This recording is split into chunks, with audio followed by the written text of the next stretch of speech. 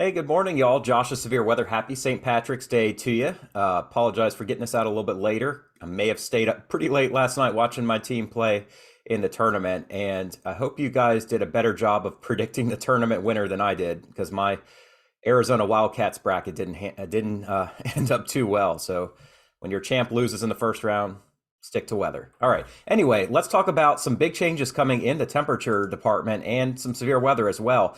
We've got a major cold snap for the southern and eastern United States here this weekend.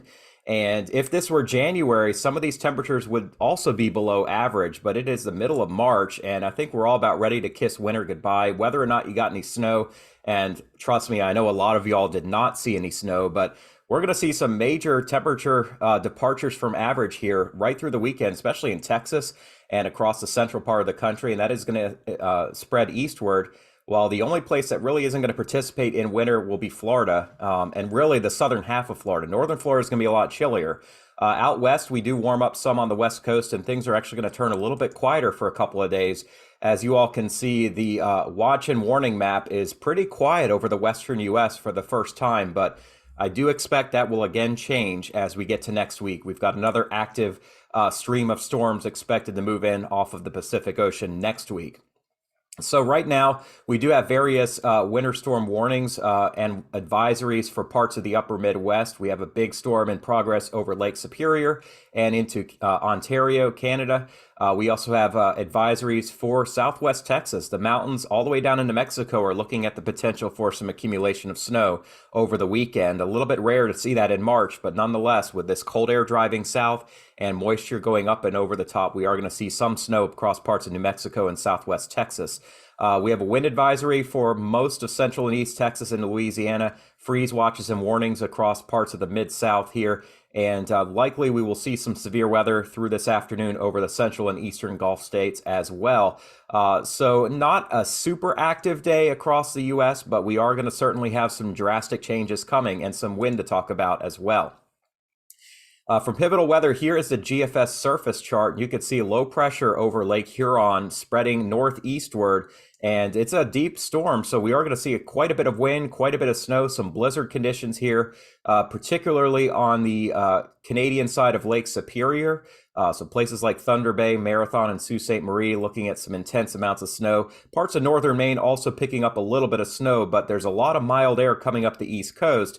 And this afternoon, we're going to be looking at some rain all the way up to Montreal, Quebec, and some rain all the way up into central New Hampshire and northern New York. The very same places that picked up 2 to 3 feet of snow earlier this week are looking at cloudy skies, windy conditions, and some light to moderate rain falling this afternoon and especially tonight. Down south, we do see some stronger storms expected across the central and eastern Gulf states, just some rain across the Carolinas into Virginia, and briefly heavy rain possible this evening as well. And then that moves out, and we have a much colder air mass dropping down. This is a strong upper level low, a piece of the polar vortex, which if it were December, we'd be a lot more concerned with, but it is March, and it is certainly still going to be pretty cold and windy up here off of the lakes. We'll have some lake effect snow tonight. And maybe a squall to talk about tomorrow. There's kind of a second boundary right here. You see kind of this dip here. This is kind of a second shot of colder air, which will smack you across the face if you've had mild weather today. We also see overnight into tomorrow morning a little bit of wet snow over southwest Texas and New Mexico. There'll probably be a few inches accumulating there, and that continues down into the mountains of Mexico, believe it or not. You know, Mexico's weird this time of year. In southern Mexico, before the tropical trade season kicks in, we get highs up to about 110. In northern Mexico, we're looking at highs in the 30s with snow with this kind of a extreme. So if you think it's extreme here in the U.S., try moving down to Mexico. No, don't do it. I'm just kidding. Anyway, here is the Eastern U.S. We see snow squalls tomorrow into tomorrow night, and I'm going to go more in depth into how that's going to impact your weather if you're in the Northeast. But overall, a quiet end to the weekend and chilly temperatures as well. We do have another storm that looked like it was going to try to come up the southeast coast. Now it looks like a flatter wave, kind of misses the northern connection. And so it'll be wet and cloudy early next week in the southeast, in particular across Florida and southeast Georgia. But we aren't expecting a big storm to come up. No crazy GFS snow forecasts coming up in the mid-Atlantic like we saw on a couple of those runs here a few days back. The next storm moves into the west here. Monday, it's aimed at Oregon and Northern California. There'll be some heavy mountain snow, nothing new for them. Some rain for the Pacific coast areas. Tuesday, Southern Cal will have a round of heavy rain, and we'll have to watch for some flooding again. That storm will spread onto the plains, the northern plains, Wednesday into Wednesday night with rain and maybe a few thunderstorms.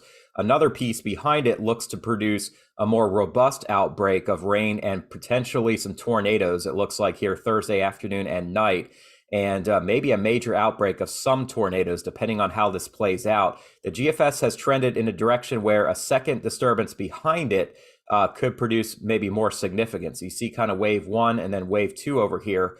The second piece here coming through this time next week does have potential to produce severe weather and tornadoes all the way into downstate Illinois and Indiana, and possibly severe weather up into Ohio if this storm track is correct. Snow chances in the Northeast will be confined to New England on the front end, and then we're looking at a heavy rainfall event and perhaps a lot of wind as well towards the end of next week. But we still have a week to watch that. But it is something in the back of my mind that not just that storm, but the one after it here over the weekend could produce potentially violent tornadoes if the ingredients continue to come into place here as they look like they may. So stay tuned at this point. Don't go canceling things. Just be prepared at this point. All right, here is the upper level chart. Huge upper low here across the Great Lakes, pulling all that cold air down from Canada. That is going to move east and out of the picture here early next week. A piece behind it is going to spawn that coastal storm. A few days ago, these two pieces were in phase, forming a bigger storm.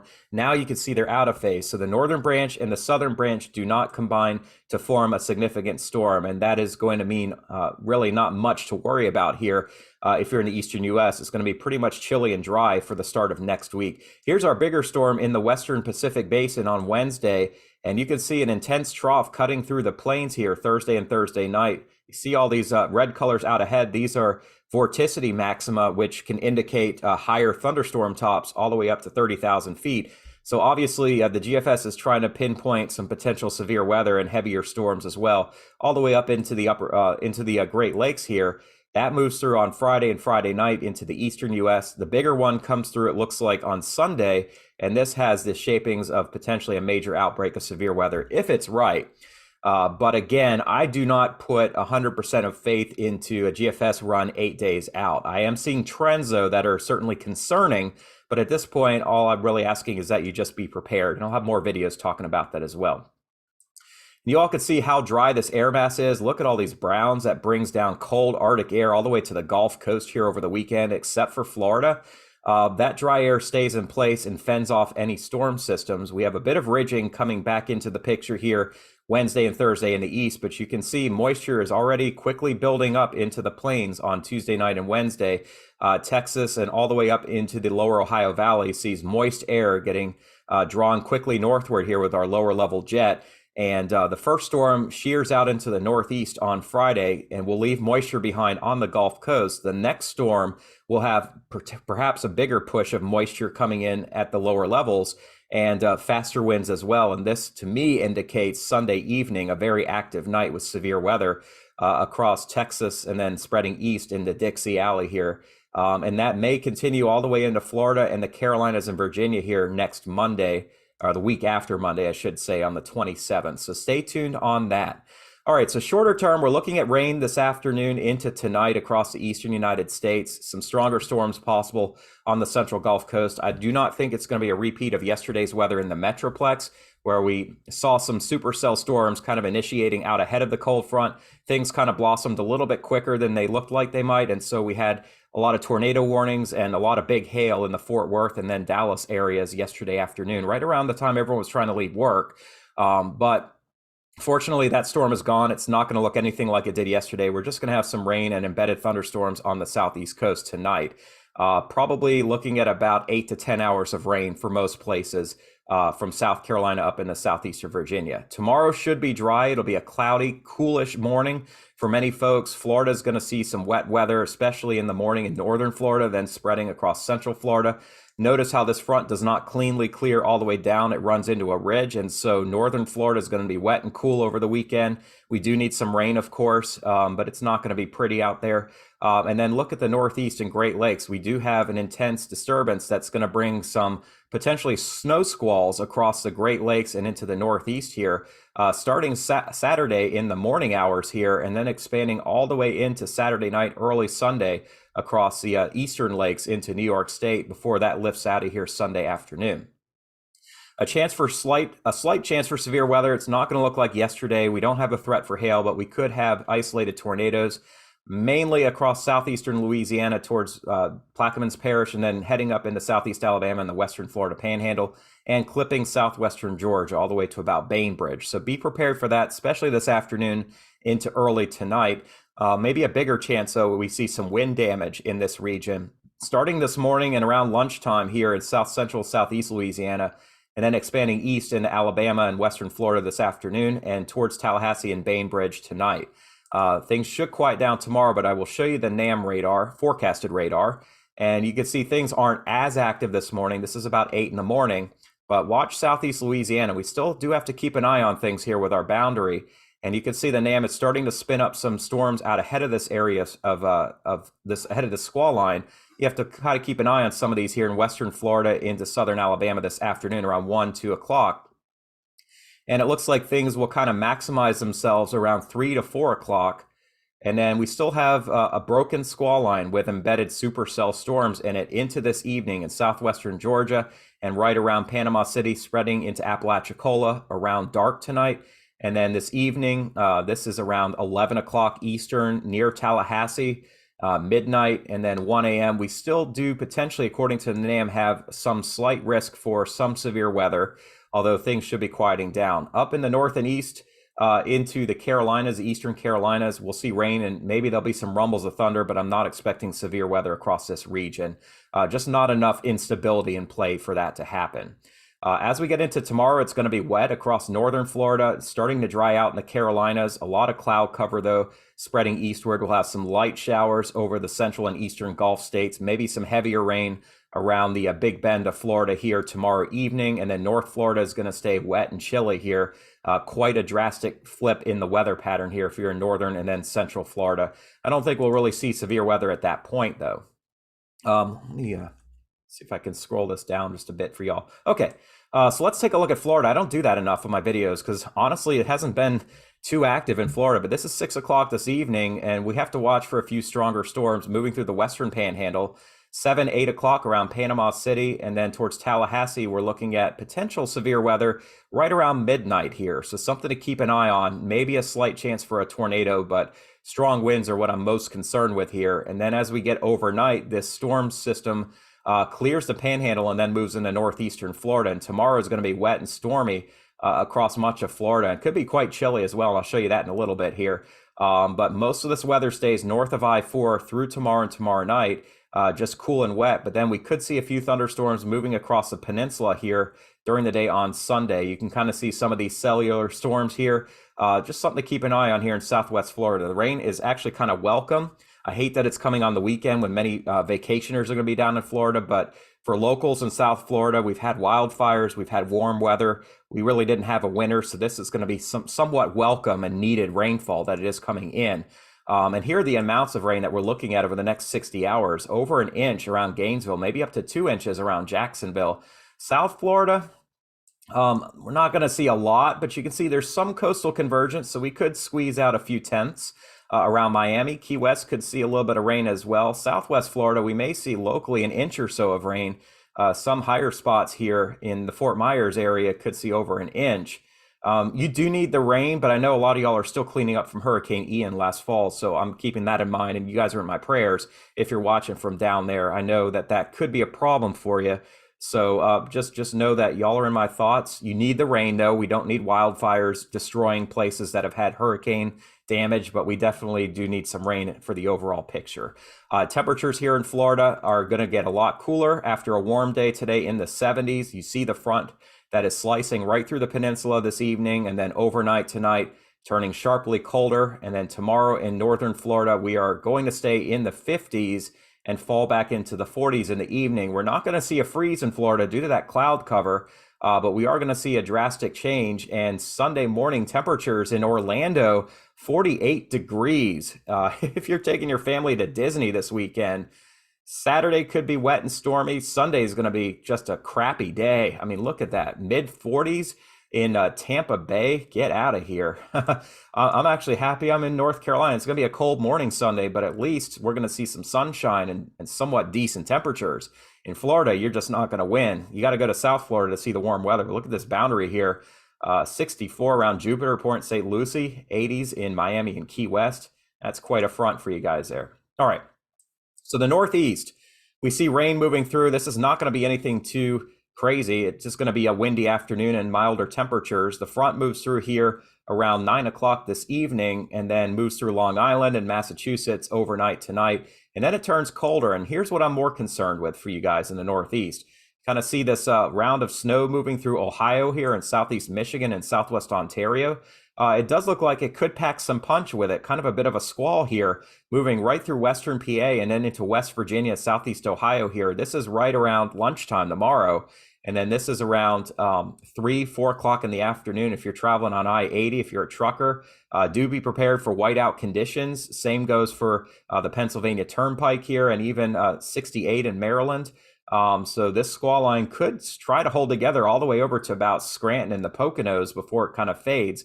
Behind it, we'll see the traditional lake effect snow showers that we'll get here on a westerly wind. The snow belts get that snow, but watch this line out ahead of it. It's kind of like a second front that moves through. Winds could get intense with this, and snow could fall pretty heavily. It's not going to accumulate a ton, but it is going to create some difficult travel conditions if you're on the highways tomorrow afternoon into early tomorrow night.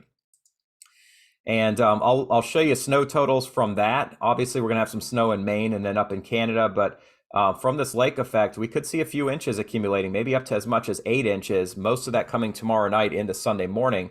Off of Ontario, locally up to about a foot of snow. So I wouldn't be shocked if we saw a lake effect snow warning in effect here in places like Herkimer County here in New York. Now, when you get down to I-80, it's going to be more localized snow, but the higher elevations here could see a little bit. State College could see a tiny bit more up towards Phillipsburg, Clearfield, and Du Bois. But certainly we got to watch out for some accumulation of snow here as those temperatures crash quickly. And you can see amounts here in New York State, 5 to 6 inches around Watertown, up to about 13 inches here across the Tug Hill Plateau.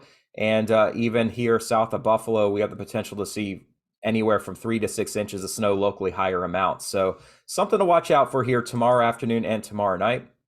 Across Canada, obviously we're talking a major storm here across Ontario, 30 to 40 centimeters, followed by more here on Sunday. That'll get some places over 75 centimeters of snow. That sneaks into Quebec, into Newfoundland, northern parts of Newfoundland and Labrador are going to see several centimeters, 20 to 30 here, but the coast is not really going to see much any snow out of this. You got to go north of St. John, New Brunswick, and really north of Nova Scotia before you can see anything out of this. Next week, that could change, though. Look at some of these numbers climbing here as we get into next weekend. Some bigger amounts expected here as our next storm system, which brings that severe weather to the plains, runs in the colder air. We are expecting a pretty unsettled pattern here. Here are those temperature flips that are coming. Big time cold coming down all the way to the southeast here over the weekend, sticks around into early next week, and then we start warming up over the plains. The next wave of cold moves into the west. It's not an Arctic-based cold, it's a Pacific-based cold, so it gets cooler, but generally speaking, we do have milder weather expected by next weekend in the Eastern U.S. So this weekend, going to be cold. Next weekend will be a little cool, but it will be a lot more comfortable temperature-wise, except in the Western United States. And here's a look at those temperatures real fast for you. You can see our front moving quickly southeast here, right through the Eastern U.S., moves through tonight. Big time cold over the Dakotas, where we're looking at sub 10, sub 15 degree temperatures, minus 10, minus 15. Ontario, very cold as well. It stays cold over the weekend. Here are lows tomorrow night, dropping into the 20s and 30s, all the way down to Charlotte, Atlanta, northern Mississippi, 40s to the Gulf Coast here. A chilly day on Sunday. I showed you Central Florida, not getting out of the 50s at Disney World. It's going to be a pretty nasty day. Pretty chilly again tomorrow or Sunday night, and then Monday starts to warm up a little bit. We do not have a storm track coming into the east anymore, so temperatures should recover. And then look how quickly things warm up on Wednesday over the plains. 80s in Kansas, 70s in Missouri. And on Thursday, we could be into the mid 70s in northern parts of Illinois, around Peoria. We could be into the mid 90s in deep South Texas, right back into the 80s across Florida, except the East Coast. And in the Southeast, will be pretty mild as well at the end of next week. So it starts out with freezing temperatures Sunday into Monday in the southeastern parts of the U.S. And then we're into the 70s here by Friday. So a big flip coming later next week as once again we experience some March madness. Then temperatures get colder after that. Finally, I want to show you all some wind because that will also be in play here. We do have strong winds expected over the Great Lakes today. It'll be a windy afternoon in the east. Then the cold winds hit us tomorrow. Gusts up to 40 miles per hour off of the Great Lakes. Another big wave of wind coming in on Monday across the central plains into the upper Midwest. Big time wind over the plains as that warm air roars in from the southwest here. Look at these wind gusts in Arizona on Tuesday. That will expand eastward onto the plains Wednesday and Thursday. Windy weather in Colorado. And then the eastern United States should start to get windier as we get towards the end of next week. And this is our major storm advancing northeast through the Great Lakes, producing locally strong wind with it. More detail on that next week. I'll have a video for you guys in the morning. And by then we'll talk about the severe weather outbreak that we're looking at next week. I'll start to have a little bit of a better handle on it, I believe. If you could subscribe to my YouTube channel, I very much appreciate that. I am raising money right now for the St. Baldrick's Foundation for Childhood Cancer Research. I'm running that through tomorrow. That traditionally men shave their heads for that one. I'm actually going to get rid of my beard tomorrow after my morning video. So you'll see me Monday all baby-faced, but it's for a good cause. I really, really do want to see childhood cancer research continue to increase because I know a lot of families have to deal with that. And it's a sad situation for a lot of folks, but it's a cause that I very much support. I thank you so much for your time. I want to wish you all the best here on your St. Patrick's Day.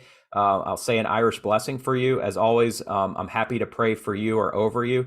And I want to give all the glory to God who allows me to do this. 1 Peter 4:10, each of you should use whatever gift you have received to serve others as faithful stewards of God's grace in its various forms. And I'm not going to speak for other meteorologists on YouTube. I'm not here to serve myself. I'm here to serve God. And I believe he has called me to do this for you guys. He's given me the gift of meteorology, the gift of sharing my faith. And for 30 years of my life, I did not accept that gift. In fact, I tried to do everything on my own understanding, on myself. It led to a lot of heartbreak and disappointment and difficult times. Then the door opened for me when I was 30 years old to accept God through his son, Jesus Christ.